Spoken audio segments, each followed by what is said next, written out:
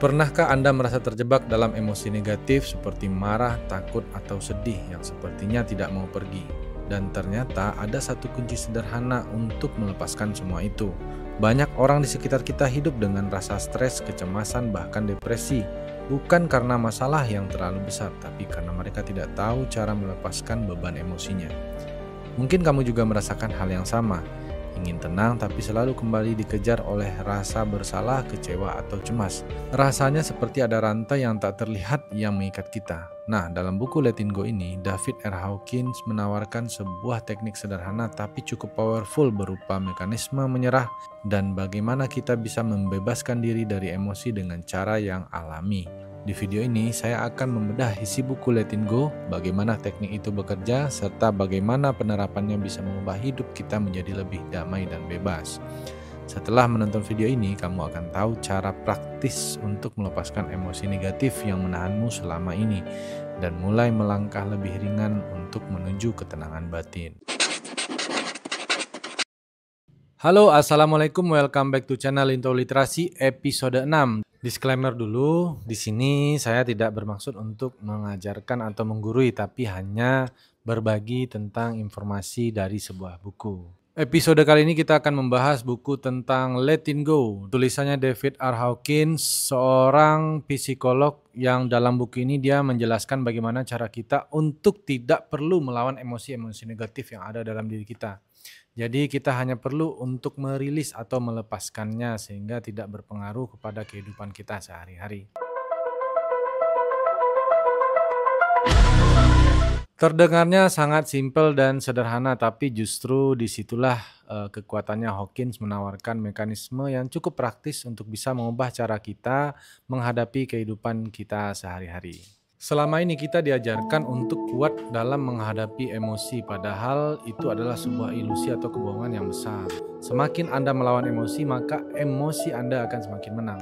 Buku Letting Go ini mengajarkan kita hal yang sebaliknya, bagaimana caranya untuk berhenti melawan emosi demi kehidupan yang lebih bebas. Hidup ini penuh masalah bukan karena orang lain, bukan karena pasangan, bukan karena bos, bukan karena atasan, bukan karena keadaan, tapi karena emosi yang Anda simpan sendiri. Bentuknya macam-macam. Ada marah, kecewa, dendam, cemas, yang semuanya Anda pelihara dan jaga seperti harta karun. Padahal itu semua adalah racun, dan itulah yang diam-diam membuat Anda terus-terusan menderita. Nah, pertanyaannya, mau sampai kapan kita mau jadi tahanan emosi kita sendiri? Inti konsep dari buku ini adalah kebanyakan dari kita salah dalam memperlakukan emosi. Kita terbiasa untuk menekan rasa takut, melawan rasa marah, atau melekat dengan perasaan sedih. Setiap kali kita melakukan itu, energi emosinya akan semakin menumpuk besar. Jangan lawan, jangan tekan, dan jangan kabur. Cukup lakukan 3 hal. Pertama, terima, kemudian izinkan, lepaskan. Hawkins juga memperkenalkan skala kesadaran yang merupakan semacam peta emosi manusia. Di antaranya adalah skala bawah yang memiliki energi rendah yang membuat kehidupan jauh lebih berat. Di antaranya adalah malu, apatis, kesedihan, ketakutan, hasrat, dan kemarahan. Kemudian skala menengah yang memiliki energi yang sudah mulai stabil. Di antaranya adalah keberanian, netralitas, kesediaan, dan penerimaan. Kemudian skala puncak yaitu level yang memiliki energi tertinggi yang membuat hidup terasa lebih ringan dan bebas. Contohnya adalah perasaan cinta, sukacita, kedamaian, dan terakhir adalah pencerahan. Sekarang mari kita bahas isi dari dalam bukunya. Kehidupan kita seperti roda, kadang kita merasa bahagia, namun di waktu tertentu kita pasti berhadapan dengan yang namanya masalah. Ketika ada masalah, tentu kenyamanan kita akan menjadi terusik. Nah, untuk bisa mempertahankan kebahagiaan, solusi yang paling aman adalah dengan lari dari masalah. Namun apakah dengan lari dari masalah itu masalah tersebut akan hilang? Tentu tidak. Masalah tidak akan pernah hilang karena ia adalah komponen yang selalu melekat dalam diri manusia. Output dari masalah tergantung pada respon kita terhadap masalah itu. Bisa jadi masalah itu menjadi penyelamat atau pendorong kita untuk tumbuh, atau malah membunuh kita secara perlahan-lahan. Masalah yang dianggap besar saat ini, ketika kita sudah mencari solusinya atau mungkin sudah berdamai dengannya, maka untuk 2-5 tahun ke depan, masalah yang dihadapi saat ini justru akan terlihat kecil. Dan Anda akan berpikir, kenapa saya bisa sefrustasi itu untuk menyelesaikannya? bukan berarti masalah itu mengecil, tetapi Andalah yang semakin besar. Sehingga masalah di masa lalu akan terlihat kecil padahal kapasitas masalah itu masih sama.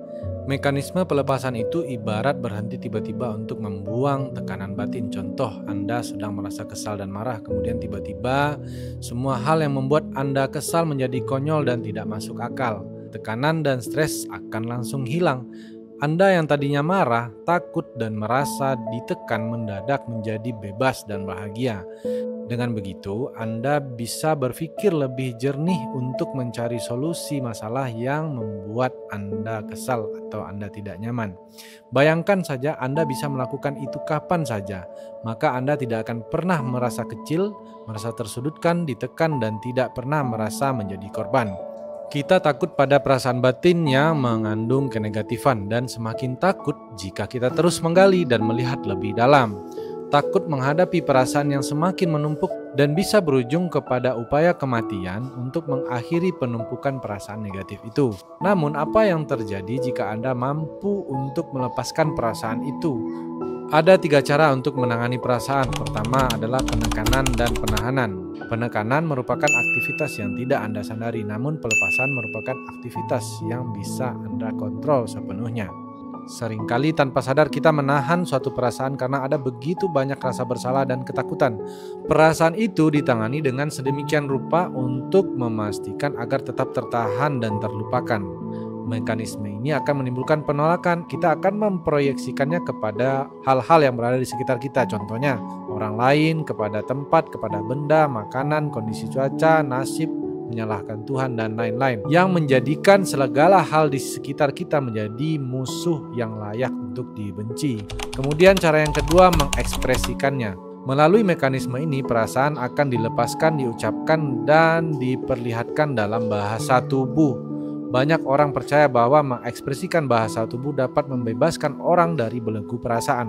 Namun sebaliknya, ekspresi sebuah perasaan cenderung menyebarkannya dan memberikan energi tambahan kepada perasaan itu.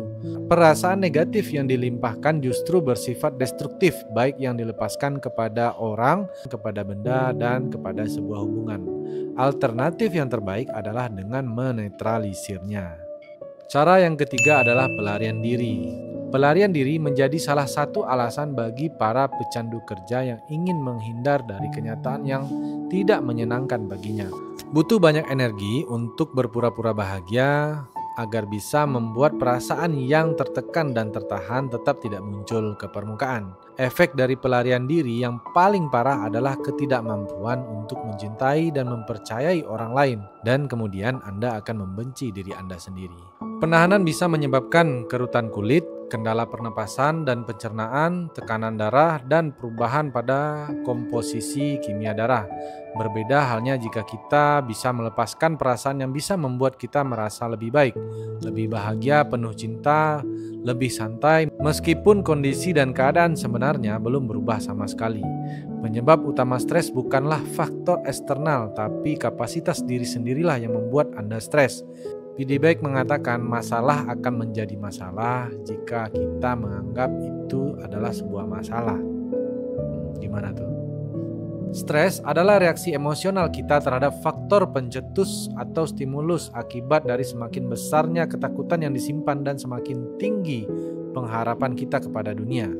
Pikiran seringkali tidak menyadari penyebab-penyebab emosi dan menggunakan mekanisme proyeksi untuk mencari penyebabnya. Pikiran melemparkan kesalahan pada peristiwa atau orang lain sebagai biang keladi munculnya sebuah perasaan atau memandang dirinya sebagai korban yang tidak berdaya dari penyebab-penyebab eksternal. Namun sebenarnya yang terjadi adalah sebaliknya, di mana perasaan yang menumpuk akibat tertekan dan tertahan mencari jalan keluar dan menggunakan peristiwa eksternal sebagai pemicu serta alasan untuk melampiaskan diri. Dalam psikologi, proses ini disebut dengan displacement. Orang yang menyimpan duka cita akan secara tidak sadar menciptakan peristiwa yang menyedihkan dalam hidupnya. Segala sesuatu di alam semesta akan memberikan vibrasi yang sama. Semakin besar vibrasi yang diberikan, maka semakin kuat kekuatan yang dimilikinya. Aturan alam semesta, sesuatu akan menarik yang mirip dengannya. Dengan demikian, orang-orang yang apatis akan menarik kemiskinan dalam hidupnya dan orang-orang yang optimis akan membawa keberlimpahan dalam hidup mereka. Pelepasan merupakan upaya sadar yang membiarkan sebuah perasaan untuk muncul di permukaan dan bertahan untuk menghadapinya, serta membiarkannya pergi dengan sendirinya tanpa ada keinginan untuk mengubah dan melakukan apapun kepadanya. Biarkan diri Anda memiliki perasaan itu tanpa menolaknya. Lihatlah bahwa itu hanyalah sebuah perasaan. Pasrahkan dan lepaskan keinginan untuk menolak perasaan itu mempengaruhi Anda. Saat melepaskan, abaikan semua pikiran yang mencoba untuk merasionalisasikan kehadiran perasaan negatif itu. Pasrah berarti tidak memiliki ikatan emosi yang kuat terhadap sesuatu. Tidak masalah jika terjadi dan tidak masalah jika tidak terjadi. Kita menikmati sesuatu tapi tidak membutuhkannya. Buddha mengajarkan untuk menghindari kemelekatan dengan duniawi. Isa Al-Masih mengajarkan untuk berada di dunia, tapi bukan dari dunia. Dan Islam mengajarkan kejarlah akhirat, maka dunia akan mengikutimu. Pada akhirnya, Anda akan menyadari bahwa Anda adalah Anda, bukan perasaan-perasaan Anda. Diri Anda yang sejati hanya akan sekedar menyaksikan perasaan-perasaan itu dan mulai melihat bahwa Anda telah tertipu oleh perasaan-perasaan yang Anda alami selama ini. Dulu Anda berpikir bahwa Anda adalah korban, namun sekarang Anda akan melihat pikiran-pikiran itu hanyalah ciptaan ego yang diyakini pikiran untuk bertahan hidup di dalam kepala Anda. Begitu kita mulai melepaskan dan bersikap pasrah, kekuatan ego akan semakin anatomi emosi. Penalaran adalah alat yang digunakan pikiran untuk mencapai tujuan-tujuan emosionalnya. Contoh sederhana, seseorang ingin membeli Hyundai Palisade. Cara sederhana untuk menyadarkan emosinya adalah dengan bertanya, untuk apa? Jawabannya untuk mendapatkan pengakuan, status, dan rasa hormat. Kemudian ditanya lagi, untuk apa aku ingin dihormati? Jawabannya untuk memiliki rasa aman. Kemudian ditanya lagi, untuk apa mendapatkan rasa aman? Jawabannya untuk merasa bahagia. Sehingga jika pertanyaan itu terus-menerus dilanjutkan, maka jawaban dasarnya adalah perasaan tidak aman, tidak bahagia, dan kurang terpenuhi. Logikanya, jika tujuan utama adalah fungsi penggunaan kendaraan, maka tidak harus beli Hyundai Palisade dengan harga 1,5 miliar. Mungkin cukup dengan beli Fortuner atau Pajero kali ya. Likes goes to like, perasaan yang sama akan mudah untuk berkumpul bersama-sama. Skala emosi berdasarkan Power versus Force, The Hidden Determinants of Human Behavior, tulisan Hawkins pada tahun 1995 dan dicetak kembali pada tahun 2012, menjelaskan tingkatan-tingkatan emosi menjadi 3 tingkatan. Pertama adalah level puncak, yaitu pencerahan dengan nilai 1000, kedamaian 600, sukacita 540, cinta 50, dan penalaran 400. Kemudian level menengah, yaitu penerimaan 350, kesediaan 310, keberanian 200, kebanggaan 175, dan amarah 150. Kemudian level bawah, hasrat dengan nilai 125, kemudian ketakutan 100, duka cita 75, kemudian apati 50, merasa bersalah 30, dan rasa malu bernilai 20. Untuk masing-masing dari level emosi tidak akan kita jelaskan semuanya, nanti kita akan pilih aja beberapa. Orang-orang yang memiliki tingkatan emosi yang sama atau mendekati setara sangat mudah untuk berinteraksi. Namun jika gap atau jarak antar emosi terlalu jauh, maka akan menguras energi untuk bisa berbaur bersama. Seseorang yang memiliki emosi rendah seperti duka cita dengan nilai 75 yang selalu murung setiap hari akan sulit untuk berbaur dengan seseorang yang ada pada tahap emosi sukacita dengan nilai 540. Si sukacita akan menguras energi yang lebih besar agar bisa setara, dan si duka cita dengan nilai 75 akan menghisap energi lawannya. Nah, itulah mengapa orang-orang yang dalam kondisi normal skala netral ke atas akan lebih mudah lelah jika bergaul dengan orang-orang yang suka membanggakan diri, orang yang penuh amarah, orang yang mudah sedih, apatis, dan lain-lain. Skala emosi rendah akan mendatangkan kemelaratan dan lebih mudah untuk menarik emosi-emosi yang setara dengannya. Demikian pula dengan skala emosi yang tinggi akan mudah untuk menarik emosi yang setara dengannya. Itulah sebabnya yang bahagia akan semakin bahagia dan berujung kepada kemakmuran, kemudian yang sedih akan semakin sedih serta berujung kepada kemelaratan. Hidup segetir apapun pasti memiliki pelajaran di baliknya. Memendam luka masa lalu membutuhkan energi yang lebih besar dan efeknya adalah kelelahan secara emosional. Semakin kita melawan dan menahan, maka akan semakin besar energi yang diserap oleh luka masa lalu.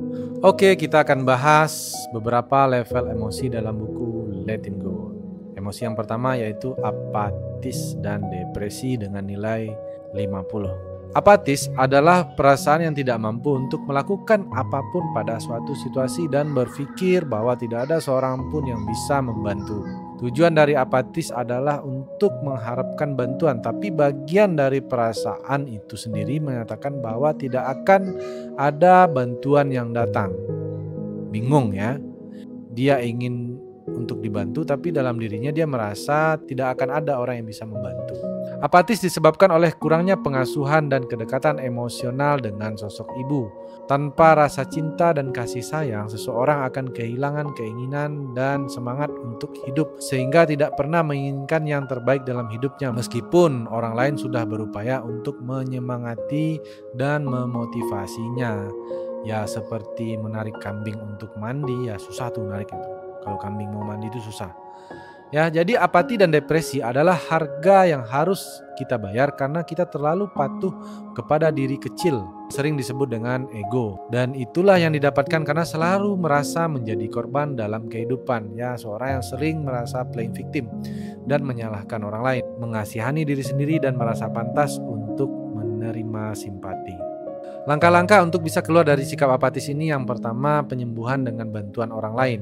Bersahabat dengan orang-orang yang sudah berhasil untuk mengatasi rasa apatis yang disebabkan oleh trauma yang sama dengan yang Anda alami.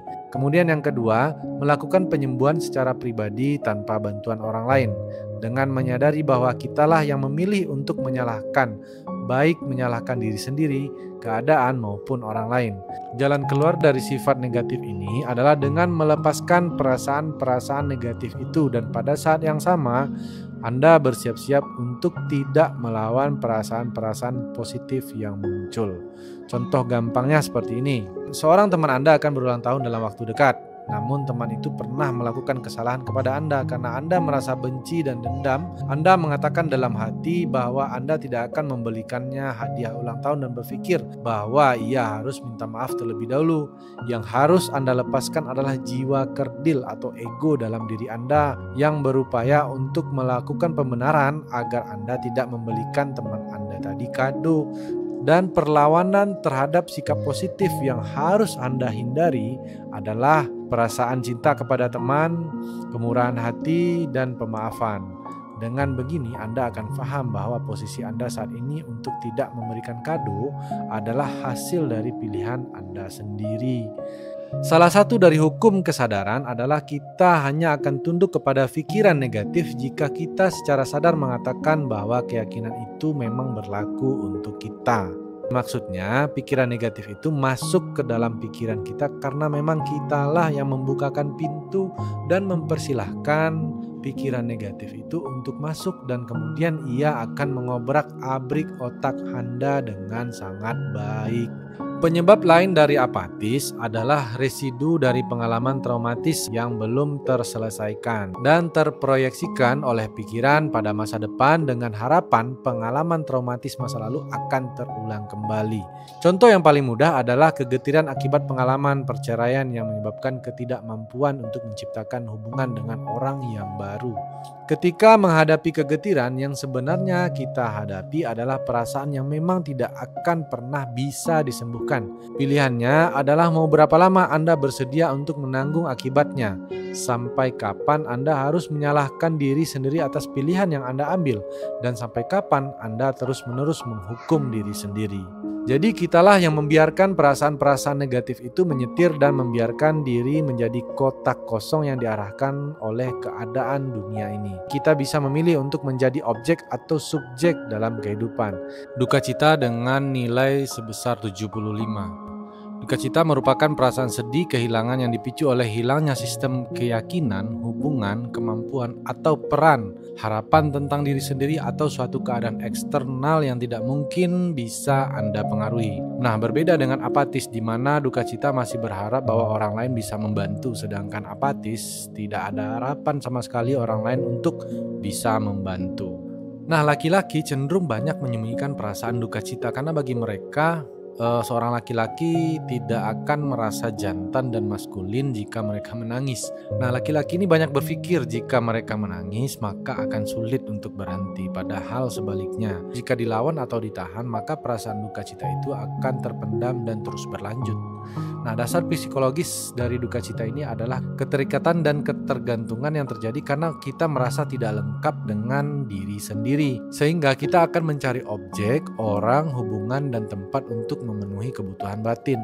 Objek itu akan diidentifikasikan sebagai milikku, yang menjadi perpanjangan aktual dari diri sendiri. Sehingga jika terjadi kehilangan pada objek-objek eksternal tersebut, berarti juga kehilangan sebagian dari diri sendiri. Semakin banyak energi emosi yang diberikan kepada objek-objek di luar diri, maka akan semakin besar perasaan sakit dan kehilangan akibat lepasnya keterikatan dengan objek-objek tersebut. Nah, untuk menangani perasaan kehilangan yang berlebihan, kita harus melihat tujuan dari apa yang dilayani oleh objek-objek eksternal yang membuat kita merasa terikat dengannya. Contoh, misalkan anjing atau kucing kesayangan yang dipelihara selama bertahun-tahun dan jelas Anda akan merasa tidak nyaman jika memikirkan bahwa mereka pasti akan menua. Perasaan yang tidak nyaman ini merupakan sinyal yang diberikan kepada Anda agar Anda tidak terlalu menangani situasi emosionalnya. Kemudian Anda bisa bertanya pada diri sendiri tujuan dan layanan apa yang diberikan oleh seekor anjing dan kucing kepada Anda. Apakah itu berupa cinta, persahabatan, pengabdian, atau hiburan? Apakah dengan kehilangan anjing atau kucing, kebutuhan emosional Anda menjadi tidak terpenuhi? Dalam proses ini, sebagian dari rasa takut akan dapat diterima dan dilepaskan. Setelah rasa takut dilepaskan, Anda tidak perlu lagi untuk melakukan penolakan dan beranggapan bahwa anjing atau kucing akan hidup di samping Anda selamanya. Ini juga dapat diterapkan kepada semua hal yang jika dengan lepas keterikatan dengannya membuat Anda menjadi berduka. Nah, ingat loh, duka cita kronis membuat kita mengalami penuaan dini dan keletihan.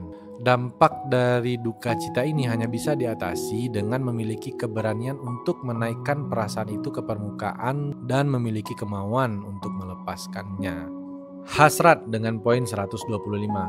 Poin penting dari hasrat adalah apakah kebebasan untuk menginginkan sesuatu itu merupakan pilihan kita secara sadar atau kita hanya dikendalikan secara membabi buta oleh keinginan yang menguasai alam bawah sadar kita. Banyak orang yang beranggapan bahwa satu-satunya cara untuk mendapatkan apa yang kita inginkan adalah dengan benar-benar menginginkannya. Jadi mereka berprinsip jika mereka melepaskan hasratnya, maka mereka tidak mungkin akan mendapatkan apa yang mereka inginkan. Namun yang sering terjadi adalah sebaliknya. Hasrat yang kuat, yang cenderung pada ketamakan, seringkali menghalangi kita untuk mendapatkan apa yang kita inginkan. Tapi teori ini benar atau tidaknya, Anda bisa tulis pengalaman Anda di kolom komentar. Nah, kita kembali kepada penafsiran dari buku ini, di mana hasrat sejatinya bermakna bahwa Anda tidak memiliki apa yang Anda inginkan. Jika menghasrati sesuatu, itu berarti kita mengatakan bahwa itu bukan milik kita dan memberikan jarak psikis antara kita dengan apa yang kita inginkan. Nah, terus bagaimana caranya jika kita memang menginginkan sesuatu? Menurut buku Let It Go ini, caranya adalah dengan melakukan teknik memiliki. Ketika kita sudah membebaskan diri dari kesadaran rendah yang sebelumnya, yaitu aku tidak mampu, menuju pada level-level kesadaran tertinggi, yaitu rasa sudah memiliki, yang orang sekarang mungkin banyak sebut dengan afirmasi positif. Sekilas mungkin terlihat konyol bagi orang-orang yang belum pernah melakukannya, karena yang kita inginkan memang belum ada saat ini, tapi percayalah itu bisa terjadi. Nah, mekanisme yang dilakukan dengan cara itu adalah mekanisme yang melibatkan alam semesta. Beberapa orang ada juga yang menyebutnya dengan law of attraction, di mana semua kebutuhan kita secara otomatis akan dipenuhi dan disediakan oleh alam semesta. Orang-orang akan dekat dengan kita bukan karena apa yang kita miliki dan bukan karena status sosial kita, namun karena kita sudah memiliki energi positif yang memang dibutuhkan oleh orang lain. Jika kita menginginkan sesuatu, kita harus bisa menanyakan kepada diri sendiri yang dibutuhkan apakah benda itu atau tertipu oleh aura dari benda yang kita inginkan. Karena seringkali setelah mengejar sesuatu, ketika sudah mencapainya, kita sering merasa kecewa karena sesuatu itu tidak sesuai dengan apa yang kita bayangkan sebelumnya. Contoh misalkan seorang pria paruh baya yang sangat tertarik untuk mencapai posisi tertentu di kantor. Melihat gaya hidup, fasilitas kantor seperti mobil, rumah, pakaian mewah, serta rasa hormat yang diperoleh dari staf-stafnya menimbulkan hasrat dan keinginan untuk mencapai jabatan yang lebih tinggi. Pria paruh baya tadi akan berupaya keras untuk mencapai posisi itu. Dengan hasrat yang sangat kuat, dia bisa saja mengupayakan segala cara. Seiring berjalannya waktu, pria tersebut memang berhasil meraih posisi yang dia idam-idamkan. Namun pada saat sudah menjadi atasan, ternyata itu semua berimbang dengan seluruh tanggung jawab dan waktu yang ia harus curahkan untuk perusahaan. Bahkan seringkali dia merasa tidak memiliki waktu libur karena di luar jam kerja pun masih sering menyempatkan waktu untuk keperluan perusahaan yang ia pimpin. Amarah dengan nilai 150. Amarah yang ditekan sebenarnya dia masih bisa menyimpan energi itu di dalam diri kita, dan jika tidak dikenali dan diatasi akan berdampak buruk pada kesehatan dan perkembangan emosi secara keseluruhan. Maka dari itu amarah perlu untuk dilepaskan dengan cara yang baik. Kita sering merasa sangat bersalah ketika marah, sehingga kita perlu membuat objek amarah kita ini memang benar menjadi salah agar kita bisa mengatakan bahwa amarah kita itu dapat dibenarkan. Sedikit orang yang bisa mempertanggungjawabkan amarah mereka sendiri. Amarah yang dilampiaskan kepada orang lain secara berlebihan atau tidak terkontrol akan membuat mereka menjadi bersifat defensif atau membela diri untuk mengimbangi kemarahan yang Anda berikan. Tidak jarang kita memiliki harapan bahwa amarah kita terhadap orang lain akan menghukum atau membuat mereka menjadi menderita. Sebenarnya kita hanya memberi mereka pembenaran untuk membenci kita kembali. Kebanggaan dengan poin 175. Masyarakat umum sering beranggapan bahwa kebanggaan dianggap sebagai sesuatu yang baik. Namun sejatinya kebanggaan tidaklah mengandung unsur cinta dengan konsekuensi dasar bersifat destruktif. Kebanggaan bisa berupa penilaian berlebihan, penolakan, arogan, angkuh, tinggi hati, dan lain-lain. Bahkan ada pepatah yang mengatakan bahwa kebanggaan itu seperti racun manis yang membuatmu merasa tinggi, tapi perlahan-lahan akan menjatuhkanmu ke tanah yang paling rendah. Kebanggaan intelektual mengarah kepada kejahilan. Kebanggaan spiritual merupakan halangan utama untuk pertumbuhan spiritual dan kedewasaan. Kebanggaan religius bisa mengarah kepada menyalahkan dengan membabi buta semua agama yang berbeda dengannya. Orang yang penuh kebanggaan sebenarnya adalah orang yang paling rentan untuk diserang, karena mereka pasti akan terus-menerus bersifat defensif untuk mempertahankan sesuatu yang membanggakan baginya. Ketika kita bangga, maka kita akan keasikan untuk mempertahankan gaya hidup, pekerjaan, pakaian, kendaraan, leluhur, negara, keyakinan agama, dan politik. Sehingga kita lupa untuk sesuatu yang lebih penting, yaitu menjadi pribadi yang berkembang. Kebanggaan membawa hasrat untuk mendapatkan pengakuan, sehingga ada keretanan terhadap amarah dan kekecewaan jika pengakuan itu tidak muncul. Nah, orang yang penuh dengan kebanggaan sangat mudah untuk dimanipulasi. Pada kalangan tertentu, orang akan sangat bangga jika ia bisa dieksploitasi dan dihabiskan uangnya demi sebuah status, pengakuan, keglamoran, dan demi ingin melihat orang lain terkesan kepadanya. Nah, terus gimana cara mengatasinya? Yang harus kita sadari bahwa tidak ada salahnya dengan rasa bangga. Jika kebanggaan itu ditekan, justru tanpa disadari dia akan beralih kepada bentuk yang baru, yaitu kesombongan spiritual. Nah, kalau dalam Islam itu disebut dengan ujub. merasa bangga dan merasa lebih baik daripada orang lain meskipun hanya dikatakan dalam hati dan tidak diucapkan. Nah, tapi tanpa disadari itu akan berpengaruh kepada cara kita berperilaku. Nah, setelah kita menyaksikan kebanggaan itu apa adanya, sebenarnya ia hanya berbentuk emosi yang sangat mudah untuk dipasrahkan. Semakin kita melepaskan kebanggaan, maka emosi positif yang akan lahir adalah kerendahan hati. Orang yang rendah hati tidak akan bisa direndahkan sama sekali. Ia akan melihat omelan dan komentar negatif dari orang lain hanya sebatas pernyataan dari masalah batin orang itu sendiri. Jadi sebenarnya orang itulah yang bermasalah begitu. Keberanian dengan nilai sebesar 200. Pada keberanian ini kita mengambil peluang dan lepas dari zona nyaman untuk tumbuh dan mendapatkan manfaat dari pengalaman-pengalaman baru. Sesuatu yang sebelumnya dianggap mustahil menjadi mungkin dan pada akhirnya dialami sebagai suatu realitas yang baru. Pada level ini kita akan menyadari kekuasaan atas kebebasan dan memilih, serta tidak lagi harus menjadi objek ataupun korban. Pada level apatis, seluruh hubungan dengan Tuhan penuh dengan keputusasaan. Pada level duka cita, seseorang tidak akan yakin bahwa Tuhan akan datang untuk menolongnya. Pada level rasa bersalah, seseorang merasa tidak pantas untuk berhubungan dengan Tuhan dan merasa dirinya lebih layak untuk menerima hukuman. Pada level ketakutan, Tuhan akan dipandang sebagai sosok yang menakutkan, menghukum, membalas, dan marah. Pada level amarah, Tuhan dipandang sebagai sosok yang merampas, sewenang-wenang, dan pelin-pelan. Pada level kebanggaan, seseorang akan egois, kaku, intoleran, fanatik, dan suka berdebat dalam masalah agama, serta memusuhi agama-agama lain. Nah, pada level keberanian ini, kita berkapasitas untuk mencintai tanpa mengharapkan imbalan, mendukung dan mendorong orang lain, serta memberikan kekuatan yang konstruktif. Level selanjutnya yaitu penerimaan dengan nilai 350 dan cinta dengan nilai 500. Pada level ini muncul perasaan tidak ada yang perlu diubah, semua sudah sempurna dan indah apa adanya. Karena keamanan batin yang sudah melimpah dan butuh untuk dinikmati. Dalam keadaan ini kita otomatis peduli dan mendukung orang lain tanpa merasa berkorban dan mengharapkan pengembalian, serta benar-benar melakukan yang terbaik yang bisa dilakukan. Sumber cinta berasal dari diri kita yang menjangkau orang lain, berbeda dengan hasrat di mana sumber cinta bersumber dari orang lain. Adapun kenegatifan yang ada pada diri orang lain dianggap karena ketidaktahuan dan ketidaksadaran mereka saja gitu. Cacat batin yang ada dalam diri orang lain terlihat seperti sesosok anak kecil yang polos dalam diri mereka. Dalam level penerimaan sangat mungkin untuk memaafkan masa lalu kita dan masa lalu orang lain. Pada level cinta kita akan menjadi tulus, murah hati, peduli, penuh kasih, tabah dan memaafkan. Tanpa cinta, seorang laki-laki dengan pakaian compang-camping akan terlihat sebagai orang yang berbahaya dan perlu diwaspadai serta menjadi beban bagi orang lain.